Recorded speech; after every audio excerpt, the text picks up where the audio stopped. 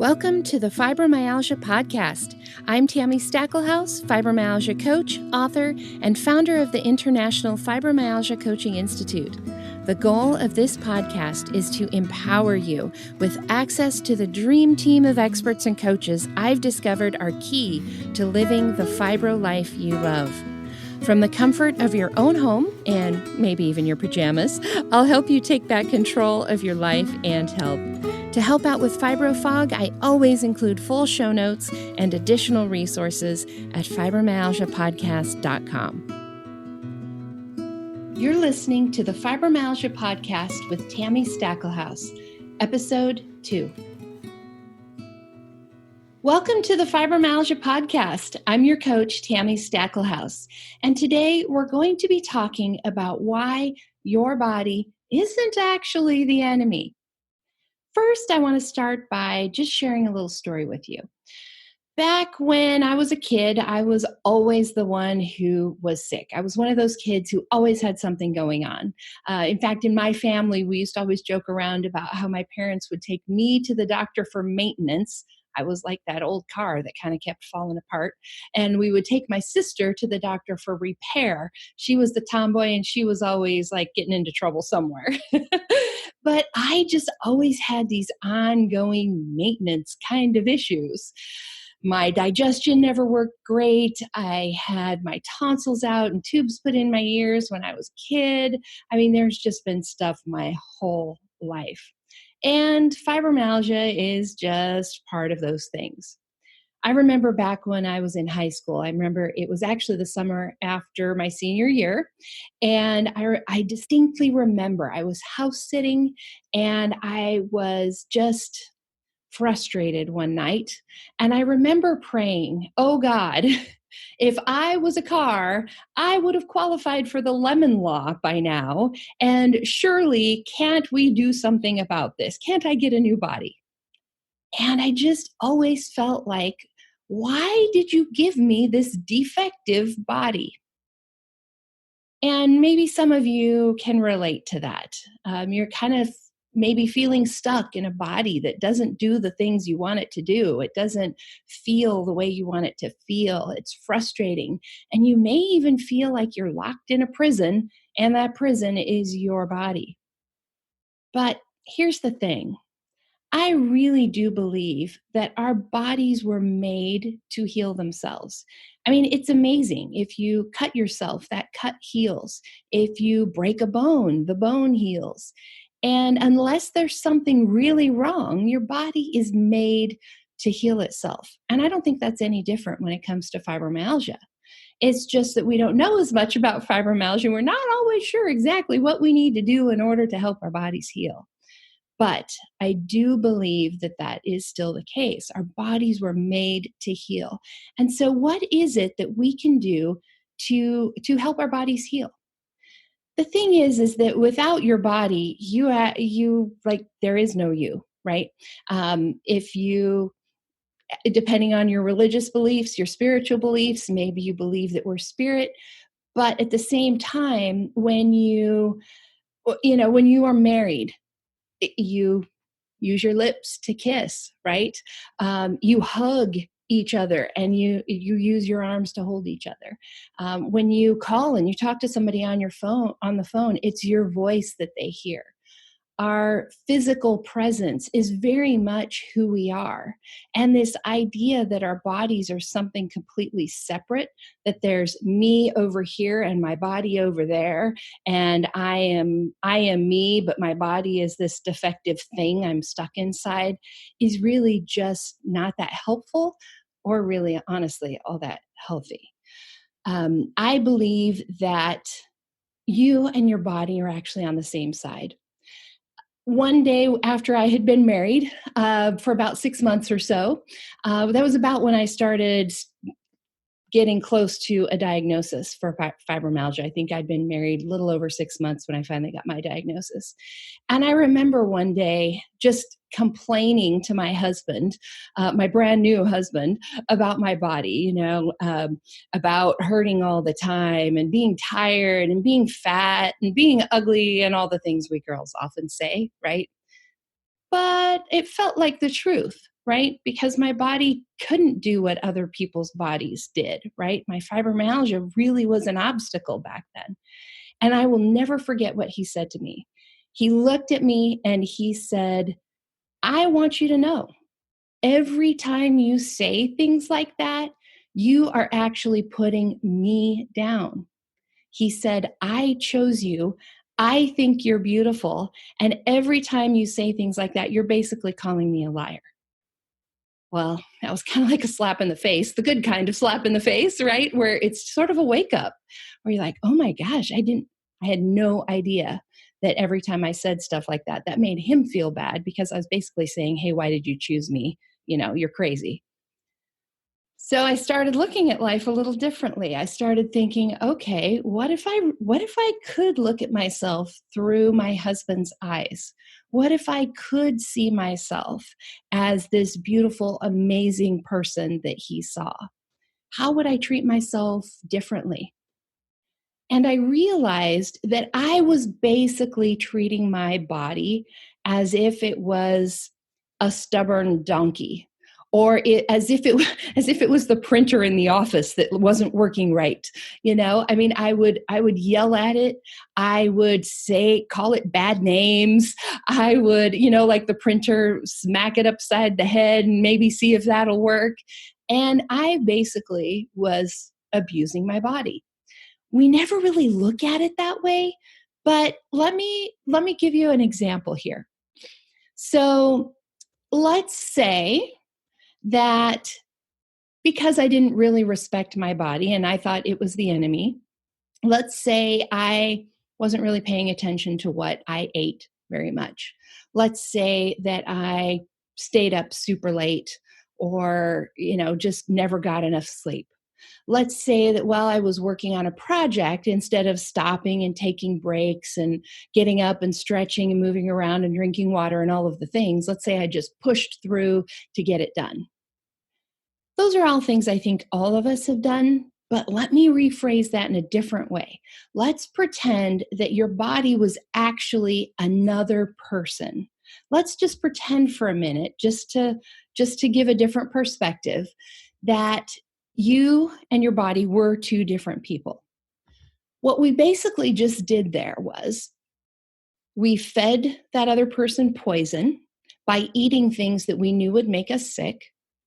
We did a lot of sleep deprivation, which actually is a form of torture, right?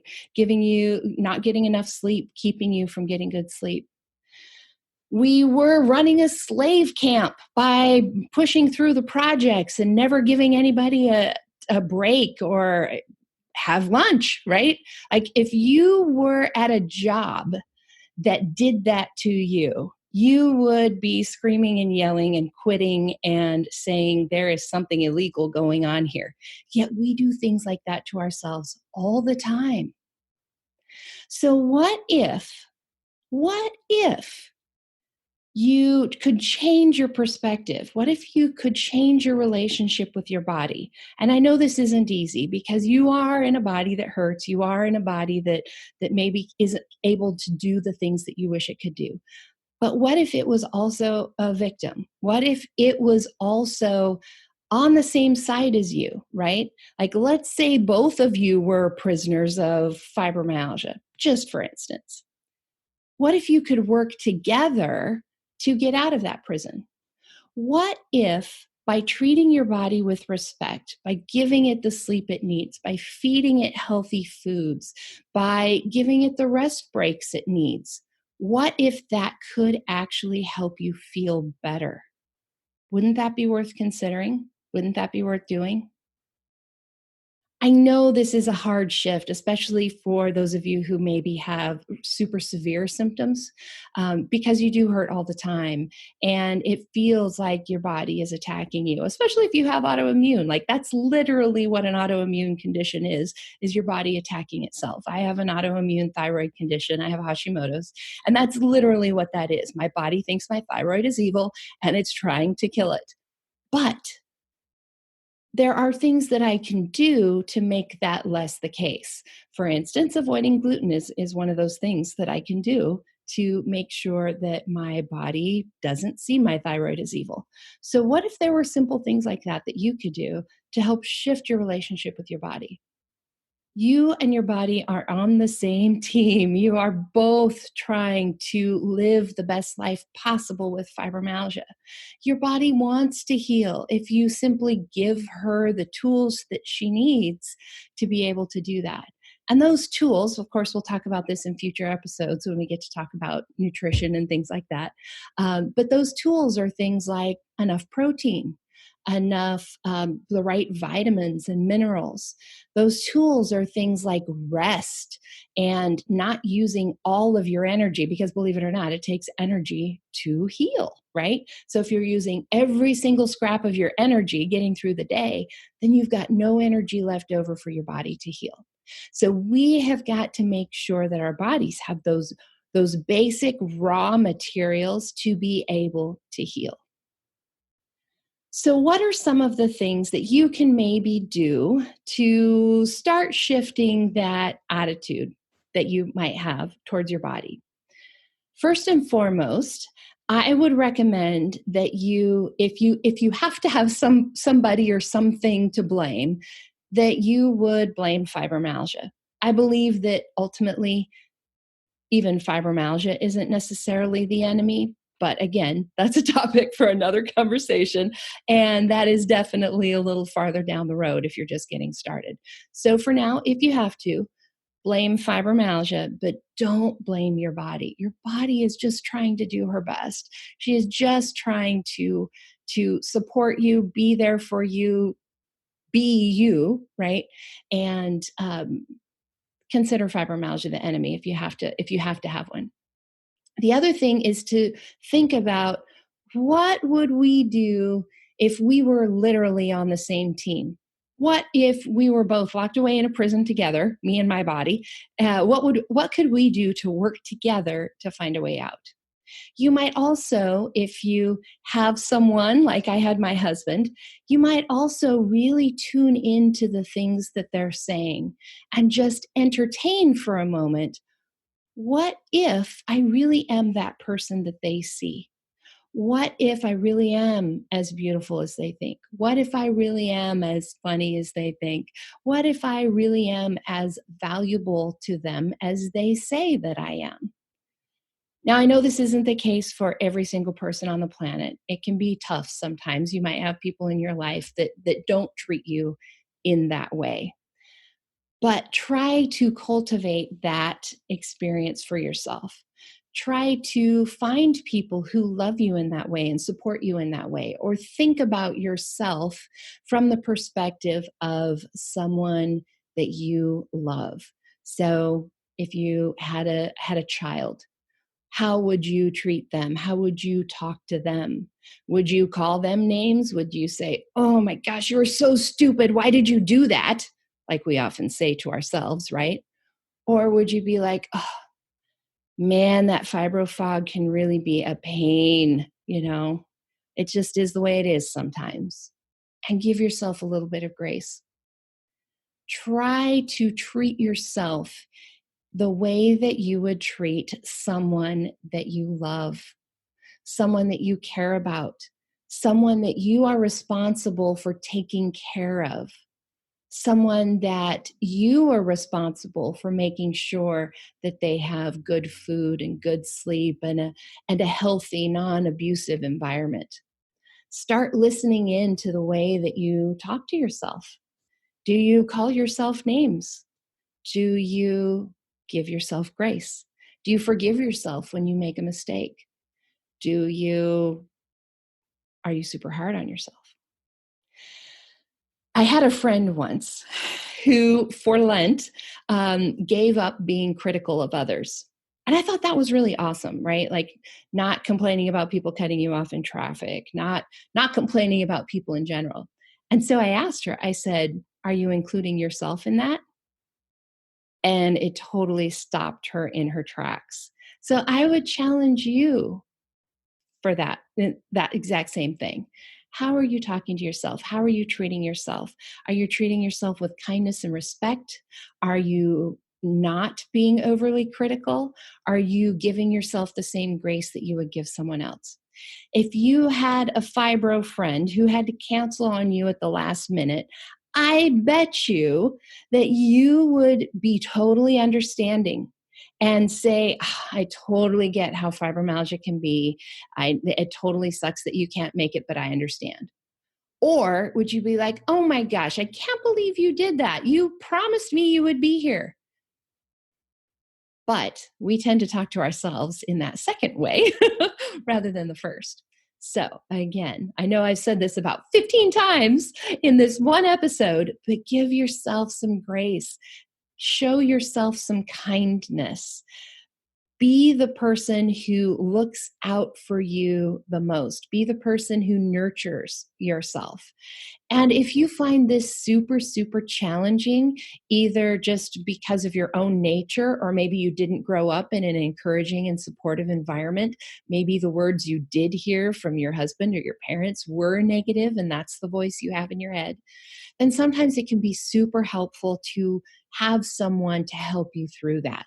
We all need someone in our lives, like my husband was for me, that gives us that compassionate voice, that gives us that grace, that models it for us, to us, so that we can then do that for ourselves. Now, this could look like a lot of different things. It could be going to a counselor. It could be talking to somebody at church, either a peer counselor or a spiritual advisor, a priest, pastor. It could be a friend. If you've got a particular friend that you know is always encouraging, try to spend more time around them. It can also look like hiring a coach. That is one of the things that we do. I see coaching, I see my primary job as being 100% on my client's side no matter what. Now, sometimes that means supporting her in her decisions, and sometimes that means challenging her decisions, because I am always looking out for her best interests, even if she's not, right? So look for someone that can help you with this if you find this particularly challenging. Shifting our mindsets around things like this is definitely not easy, but it really is the foundation for everything else that happens. We will talk about this more when we get to the episode fully devoted to self-care and what that looks like. But really, the things that we do in self-care grow out of this attitude that I'm talking about here in this episode. If you don't have this attitude of me and my body are on the same team, we're working together to try to overcome fibromyalgia and live an awesome life. If you don't have that collaborative relationship with your body, then anything you do self-care wise is going to be forced and difficult. But if you do have this collaborative relationship with your body where you are looking out for your body's best interests, then self-care is easy. Self-care could look like a lot of different things. Self-care sometimes looks like binging on Netflix late at night, believe it or not. But it also looks like going to bed early. Like, it's really just about tuning into your body and seeing what you need at that particular moment and not feeling sorry about it, which again is a whole nother challenge that we will talk about in a future episode. So for now, my action steps for you as your coach is, number one, to start being aware of how you are talking to yourself, how you're treating yourself, and just the way that you interact with your body. The second step is to start surrounding yourself with people who treat you in that same loving, caring manner. If you don't have people in your life like that, I would encourage you to find them, whether it's things like listening to my podcast and hearing my voice in your head telling you that your body is not the enemy and to give yourself grace, or talking with somebody at church, or talking with another friend, or finding a coach, or a compassionate doctor or counselor, or whoever it is. So those are your action steps for today. And there are a couple of articles, blog articles, that I have written about this topic. I also talk about it a lot in my books because this is very foundational for everything else that's going to happen. If you don't see your body as being on the same team as you and being able to heal, then everything else that you do is going to be so much harder. So in the show notes for today, because I know how fibro fog can be, in the show notes for today, I'm going to link to some of those blog posts. There will also be some links to where you can go grab my book for free if you don't have a copy. And I encourage you to start reading and digesting that and getting that not just in your head, but also down in your heart, so that you can start treating yourself with the compassion that you deserve. All right. Thanks so much for joining me here today. And next episode, episode 3, we are going to be talking about my story. Now, I have invited my friend Lee Hayward to come and do that particular interview rather than just me telling you. And part of the reason I did that is because she knows me now, but she doesn't really know my story. And so I think she's going to ask some questions that you guys will be wondering that most likely I don't really think about because it's my story and I lived it. So I hope you will join us in the next episode to hear a little bit more about where I came from, how I got here, and what my mission in life is. And hopefully that will give you some encouragement for your own journey. So join us here next time. And remember, go to fibromyalgiapodcast.com to get all of those show notes and resources and all of the goodies that you need. And that wraps up another episode of the Fibromyalgia Podcast. If you're ready to see if working with a fibromyalgia coach can help you feel better faster, visit fibromyalgiapodcast.com, where you can schedule a complimentary consultation to explore your options. During this call, we'll discuss your fibromyalgia journey, what your needs and challenges are, and give you recommendations on how to reach your goals the quickest way possible. Thank you for tuning in today, and join us next time as we explore more ways to help you take back control of your life and health. My music and sound editing were done by Daniel Munkus at Subtle Soup Records. Podcast management and creative copy by Sonia Louise of Performance Podcasting.